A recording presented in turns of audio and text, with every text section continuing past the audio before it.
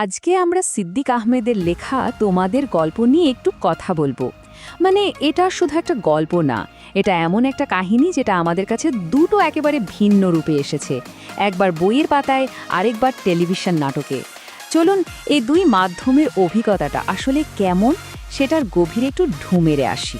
এই গল্পের একেবারে ভেতরে মানে এর হার্টে যে প্রশ্নটা লুকিয়ে আছে সেটা হয়তো আমাদের সবার মনেই কখনো না কখনো উঁকি দিয়েছে। আচ্ছা, ভেঙে যাওয়া পারিবারিক সম্পর্ক কি সত্যি আবার আগের মতো জোড়া লাগানো যায়? এই আবেগটাকে কেন্দ্র করে কিন্তু পুরো গল্পটা এগিয়েছে। এই গল্পের সবচেয়ে মজার ব্যাপার কি জানেন? এটা শুধু একটা মাধ্যমে আটকে থাকেনি, উপন্যাস হিসাবে তো আছেই, আবার এটা নিয়ে একটা টেলিভিশন নাটকও বানানো হয়েছে। আর রিভিউয়ারের কাছে ঠিক এই ব্যাপারটাই খুব ইন্টারেস্টিং লেগেছে, কারণ তিনি দুটোই দেখেছেন এবং তাদের মধ্যকার পার্থক্যগুলো খুব সুন্দর করে তুলে ধরেছেন। এই যে কথাটা দেখছেন, এটাই কিন্তু পুরো আলোচনার মূল পয়েন্ট। রিভিউয়ার ঠিক এটাই বলতে চেয়েছেন যে স্ক্রিনে যখন আমরা কিছু দেখি তখন অনুভূতিগুলো আমাদের চোখের সামনে ভেসে ওঠে, কিন্তু একটা বই যখন পড়া হয় তখন সেই একই অনুভূতিটা যেন আরও অনেক বেশি গভীর, অনেক বেশি ব্যক্তিগত হয়ে যায়। এই পার্থক্যটাই আমরা আজ খুঁজে দেখব। আচ্ছা, তাহলে চলুন গল্পের ভেতরে ঢোকা যাক। গল্পের ঠিক কেন্দ্রে আছে মুন্সি পরিবার আর তাদের বহু বছরের পুরনো একটা দ্বন্দ্ব, বলা যায় একটা ক্ষত, যা সময়ের সাথে সাথে কেবল গভীরই হয়েছে। তো ব্যাপারটা হলো, অনেক বছর আগে একটা ভুলের কারণে পরিবারটা ভেঙে যায়, আর এখন বর্তমানে এসে সেই ভুলেরই মাসুল দেওয়ার একটা চেষ্টা শুরু হয়। পরিবারের কর্ত্রী তার সেই বিচ্ছিন্ন হয়ে যাওয়া নাতিকে গ্রামে একসঙ্গে ঈদ করার জন্য ডেকে পাঠান। এখান থেকেই কিন্তু একটা পুনর্মিলনের আশা তৈরি হয়। আর এই যে এত আয়োজন, এর ঠিক মাঝখানে আছে আমাদের গল্পের নায়ক রাতুল। ওর যাত্রাটা শুধু ঢাকা শহর থেকে একটা গ্রামে যাওয়া নয়, এটা আসলে ওর নিজের শেকড়ের দিকে ফিরে যাওয়ার একটা জার্নি, যে শেকড়ের কথা ও প্রায় ভুলেই গিয়েছিল।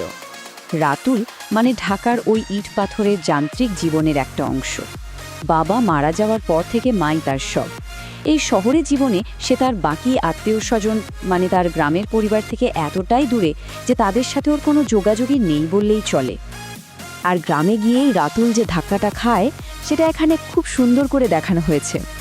একদিকে শহরের একা একা থাকা, সব আধুনিক সুযোগ সুবিধা, নিজের মতো করে চলা, আর অন্যদিকে গ্রামে গিয়ে দেখে এক খাটে তিনজনকে ঘুমাতে হচ্ছে, ভালো বাথরুম নেই, আর খাবারের কি ঝাল।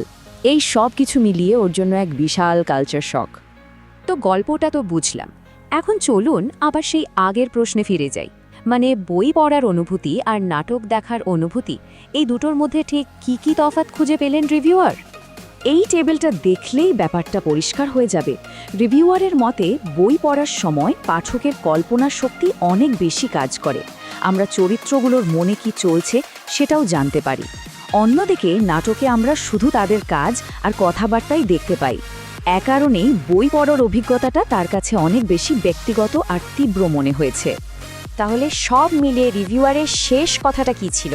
বইটা কেমন, নাটকটাই বা কেমন? চলুন এক নজরে দেখে নিই এর ভালো আর মন্দ দিকগুলো। রিভিউয়ারের কিন্তু অনেক কিছুই দারুণ লেগেছে, যেমন শালু বা মিস কটকটি বেগমের মতো মজার আর জীবন্ত চরিত্রগুলো তার মনে একেবারে গেঁথে গেছে। পারিবারিক সম্পর্কের আবেগ, লেখকের সহজ কিন্তু গভীর লেখা, আর গ্রামের ঈদের যে একটা নিখুঁত ছবি তিনি এঁকেছেন সেগুলোর খুব প্রশংসা করেছেন। তবে হ্যাঁ, ভালো লাগার পাশাপাশি কিছু ব্যাপার তার কাছে একটু খটকা মতোও লেগেছে। যেমন বইয়ের কিছু কথাবার্তা তার কাছে মনে হয়েছে যেন নাটকের স্ক্রিপ্ট থেকে নেওয়া। আবার নাটকের ক্ষেত্রে গ্রামের একটা সাধারণ বাড়িতে ওভেন থাকাটা তার কাছে একটু অবাস্তব লেগেছে, বিশেষ করে যেখানে একটা ভালো বাথরুমও নেই। তাহলে সব কিছুর শেষে আমরা কোথায় এসে দাঁড়ালাম? এই গল্পের মূল বার্তাটা আসলে কি, আর রিভিউয়ারই বা একে কতখানি নম্বর দিলেন? চলুন সেটাই জেনে নেওয়া যাক।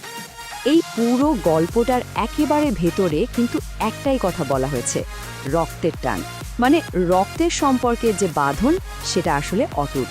জীবনে যাই ঘটুক না কেন, এই সম্পর্কের সুতো টান করলে সেখান থেকে ফিরে আসাটা প্রায় অসম্ভব। আর এই যে এত সুন্দর একটা আবেগী জার্নি, সেটার জন্য রিভিউয়ার বইটাকে ব্যক্তিগতভাবে রেটিং দিয়েছেন ৫-এর মধ্যে ৪.২৫।